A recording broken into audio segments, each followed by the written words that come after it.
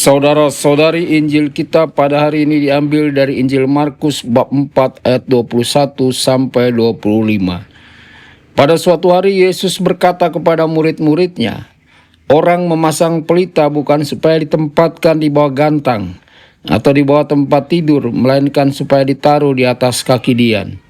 Sebab tidak ada sesuatu yang tersembunyi yang tidak akan dinyatakan, dan tidak ada suatu rahasia yang tidak akan tersingkap.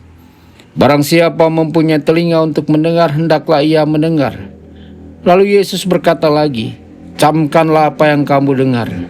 Ukuran yang kamu pakai untuk mengukur akan dikenakan pula padamu, dan malah akan ditambah lagi. Karena siapa yang mempunyai akan diberi lagi, tetapi siapa yang tidak mempunyai, apapun juga yang ada padanya akan diambil." Demikianlah sabda Tuhan. Terpujilah Kristus.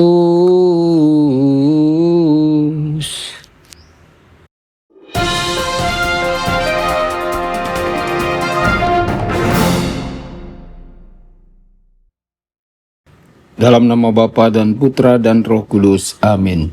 Saudara dan saudari terkasih dimanapun Anda berada, jumpa lagi dengan saya Romo Tedens dalam saluran Warta Kabar Sukacita. Semoga Anda semua dimanapun berada senantiasa dalam keadaan sehat dan bahagia. Dalam bacaan hari ini kita diajak untuk kembali melihat siapa sumber hidup kita, dari mana kekuatan kita berasal, dan kemana kita mengarahkan harapan kita. Dalam bacaan pertama ditampilkan sosok Raja Daud yang datang ke hadirat Tuhan dengan kerendahan hati yang luar biasa. Ia adalah seorang raja yang perkasa, cerdik, terampil, dan pemberani. Namun Daud tidak pernah tertipu oleh keberhasilan yang ia alami. Ia tahu tanpa keraguan sedikit pun bahwa tangan Tuhanlah yang bekerja dalam hidupnya. Disinilah kebijaksanaan Daud menjadi pelajaran bagi kita. Ia tidak hanya bersyukur atas kebaikan Tuhan pada masa lalu, tetapi juga memandang masa depan dengan harapan. Ada janji yang Tuhan berikan, dan Daud percaya bahwa janji itu akan dipenuhi. Saudara-saudari, sikap seperti ini adalah undangan bagi kita semua.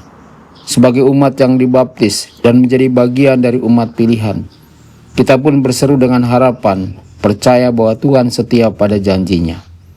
Saudara-saudari, dari sinilah kita masuk ke pesan Injil hari ini. Tidak ada tempat untuk menyembunyikan cahaya.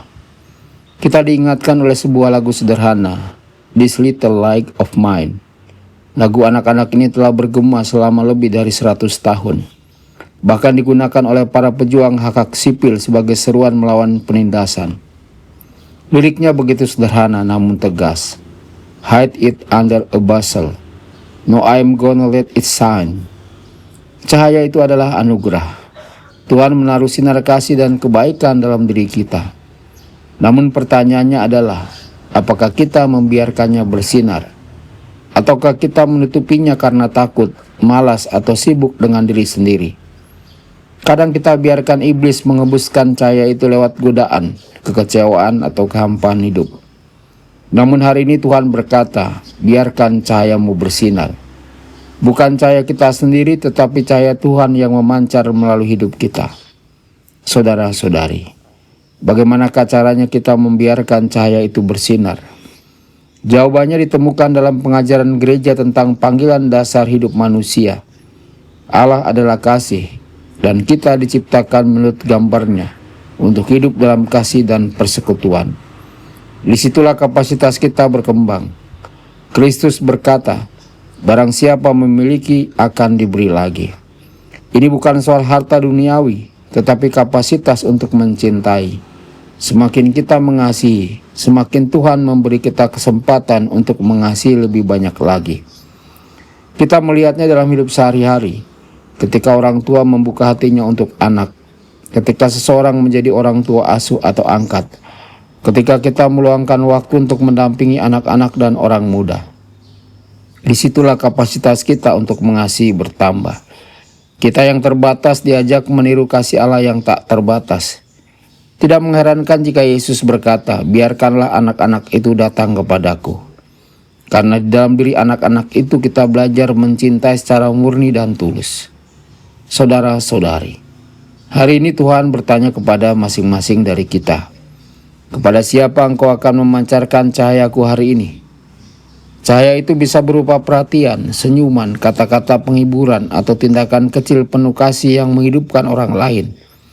Biarlah cahaya itu bersinar di rumah kita, di lingkungan kerja kita, di paroki kita, bahkan di dunia yang sering gelap oleh kebencian dan ketidakpedulian. Seperti Daud, mari kita datang kepada Tuhan dengan rendah hati.